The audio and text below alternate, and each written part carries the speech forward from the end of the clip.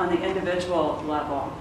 What you need to know about micro-entrepreneurs is typically that business is not going to be the sole source of income that's coming in. What folks do, what we call in the field, is called income patching.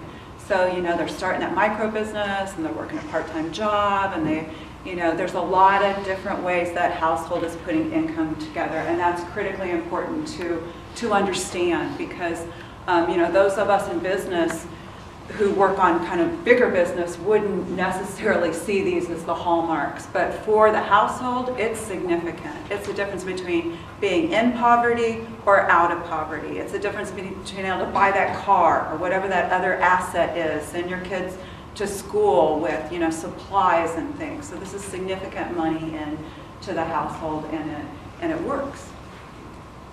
I think it's back to you. Amber, you ready, or do you want me to? Oh, I can do it. It's okay. I think I talked about it anyway. Okay. So one of my big ahas is like, oh yeah, let's do this because we can fund this from the income that's coming in from the earned revenue, as we're all trying to diversify our own revenue streams. And that really doesn't happen. The best run programs typically, which are the credit-led programs that have earned income coming in, may get 40% of their business model revenue coming from that earned interest income, but most people are having to subsidize. And that does kind of speak in business as saying maybe we might call it collaborate, in our world, in the business world, we might say we need to have some, centralization of services, or have more of us kind of work together to reach scale, so. Mary Jo, question? Yes. A business person once told me that SBA loans are kind of the place of last resort for people. What's your insight on that, or your perception of that?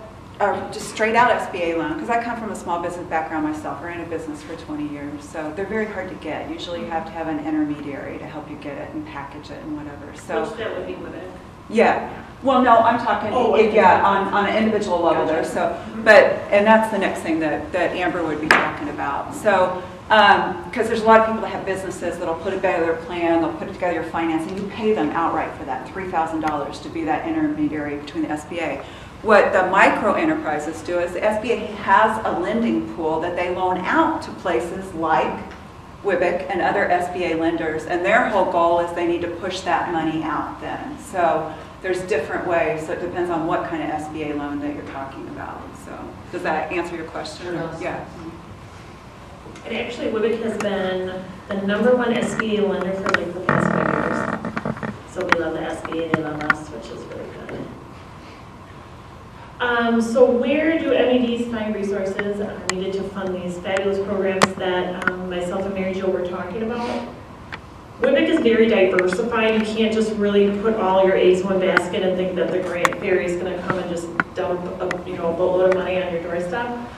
So just some really great examples.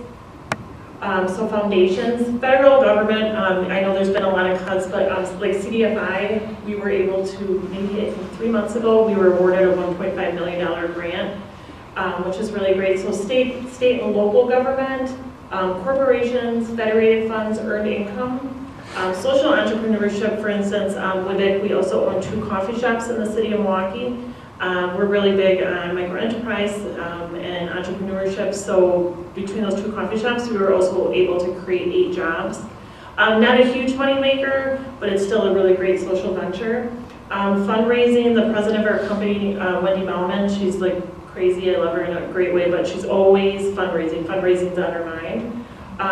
Religious institutions, Sisters of Notre Dame, Sisters of St. Francis, they're really big on WIBIC too, so we get some funding from them. Individual giving, and then financial institutes, actually PNC Bank just awarded us a $500,000 grant. So what they do is take their money, put it into our lending pool, maybe they charge us 1% interest, but then we can charge additional interest to our clients, and that's how we make some additional funds. So you kind of have to think about the big spectrum and realize that grants, especially with the cuts right now within the state and the federal, might not be the way to go.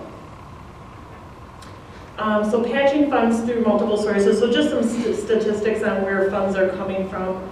WIBIC has a little bit different funding, and I did bring some information if you're interested. You can read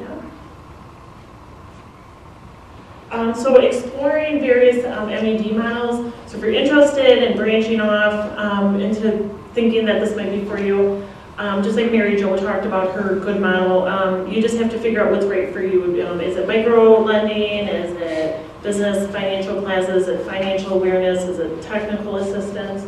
And then pursue the business model or partner with your existing organization that best fits your local needs. Every model is not for every place, so you just have to make sure you know who your target market is.